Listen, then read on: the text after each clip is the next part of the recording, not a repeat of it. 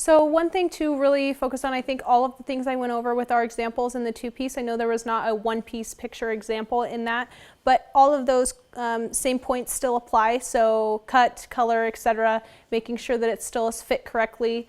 The biggest thing I want to go over with your one-piece and two-piece choice is things that are not approved to wear on stage with your swimwear. So like we were talking about is with lining is above lining, we do not want any sort of shapewear, corsets, etc. Those obviously a corset would fall into the one-piece area category. Is it needs to be you. We are highlighting your what you've been working hard on, your preparedness for the fitness section. So any of those can definitely come off as cheating, in other words. So, you know, if your waist isn't an hourglass waist, you can't wear a corset to fake it. So it needs to still be you.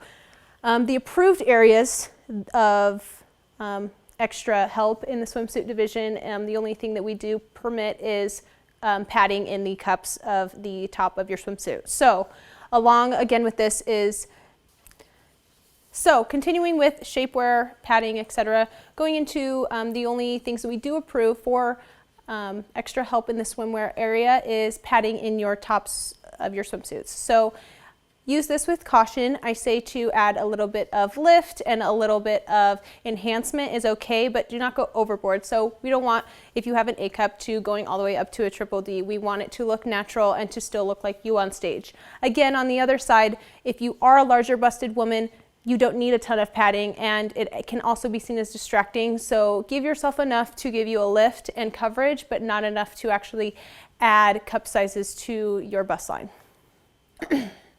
So the biggest difference, this to me is on a state level that's really, really particular to our directors in general, is my experience with other systems is they are a lot more hands-off.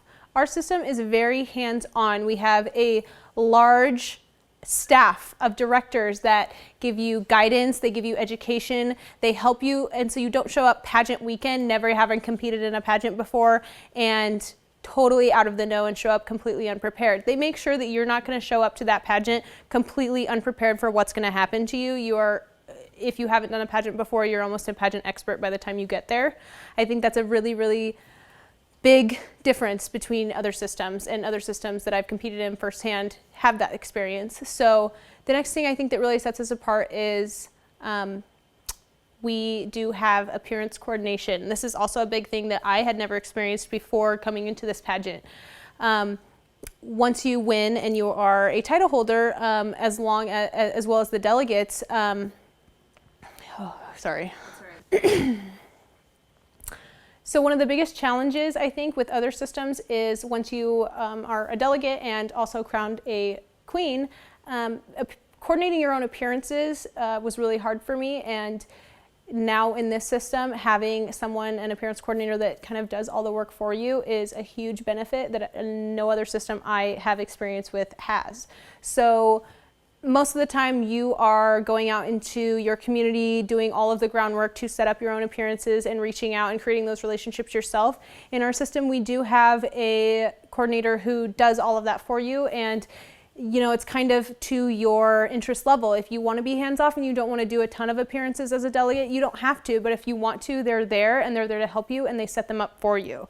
Also on that note too, if you are a delegate and or queen, if you have appearances you want to do on your own, you're totally welcome to do that, and they will support you in coordinating those.